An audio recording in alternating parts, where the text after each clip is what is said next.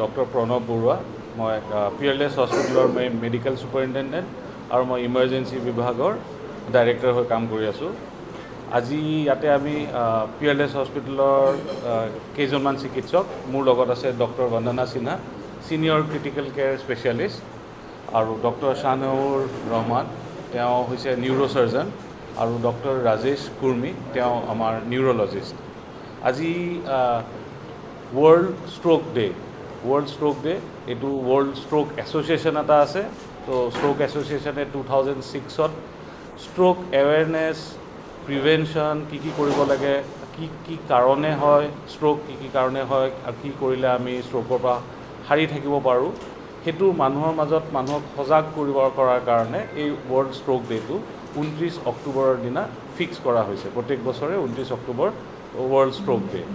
এতিয়া দেখা যায় বিশেষ মানে চিকিৎসক স্পেচিয়েলিষ্টে কয় যে কিছুমান কাৰণ আছে যোনবোৰ মডিফাই কৰিব পাৰি, যোনবোৰ আমাৰ মাজত বেয়া অভ্যাস বহুতৰ কিছুমান আছে, ধৰক ৰিস্ক ফেক্টৰ যাক কওঁ, সেই ৰিস্ক ফেক্টৰবোৰ যদি আমি অকণমান সাৰি থাকিব পাৰোঁ ৰিস্ক ফেক্টৰৰ পৰা, তেনেহ'লে ষ্ট্ৰোকৰ পৰা আমি বাচিব পাৰোঁ।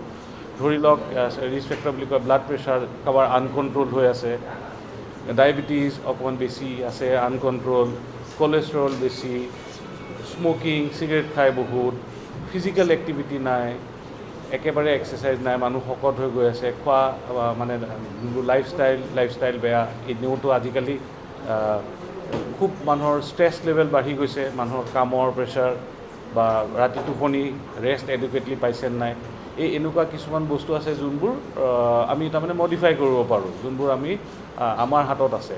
আৰু এতিয়া দেখা যায় যিমান ষ্ট্ৰোকৰ ইম্পৰ্টেণ্ট, কিছুমান জাগাত গল্ডেন আৱাৰৰ এটা কনচেপ্ট আছে। গল্ডেন আৱাৰ হৈছে আপোনাৰ ইনিচিয়েল সময়খিনি, যোনখিনিতে আমি কিবা এটা কৰিলে পেচেণ্ট বচা চান্স থাকে, পেচেণ্টৰ ডিচেবিলিটি কম হয়।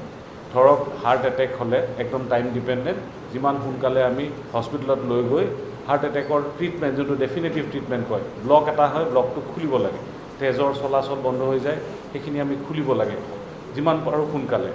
ঠিক একেই ট্ৰমা, এক্সিডেণ্ট হ'লে কি হয়, যদি মেজৰ কিবা ইঞ্জুৰি আছে তেনেহ'লে প্ৰথম 1 ঘণ্টাটো বিৰাট ক্ৰিটিকেল, সেইখিনি সময়তে আমি পেচেণ্টটোক বচোৱাৰ যদি ইণ্টাৰভেনশ্যন কৰিব পাৰোঁ তেনেহ'লে পেচেণ্টৰ কাৰণে খুব ভাল।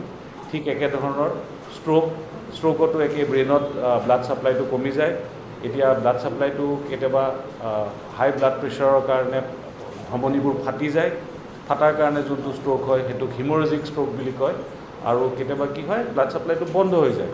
বন্ধ হৈ যোৱাটো এনেই ৱৰ্ল্ড ৱাইড দেখা যায় যে 85% ষ্ট্ৰোকৰ পেচেণ্টৰ এই ব্লাড ছাপ্লাই বন্ধ হোৱা যোনটো, সেইটোক আমি ইস্কেমিক ষ্ট্ৰোক কওঁ, সেইটো হয়।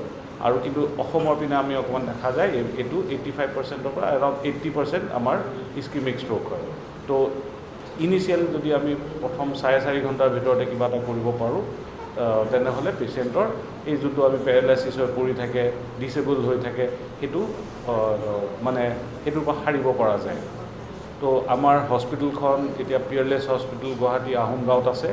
তাতে আমাৰ এটা ফুল্লি ইকুইপ ইমাৰ্জেঞ্চি ডিপাৰ্টমেণ্ট, তাতে আমি 24/7 পেচেণ্ট ল'ব পাৰোঁ।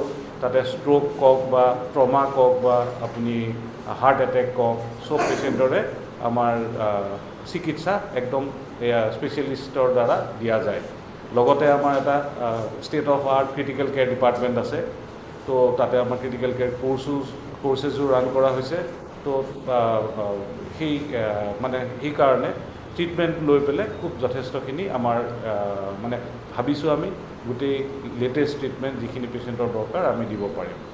এতিয়া ইয়াৰ কথা ষ্ট্ৰোকৰ কথা ক'বলৈ মই ডক্টৰ ৰাজেশ কুৰ্মীক এবাৰ ৰিকুৱেষ্ট কৰিছোঁ।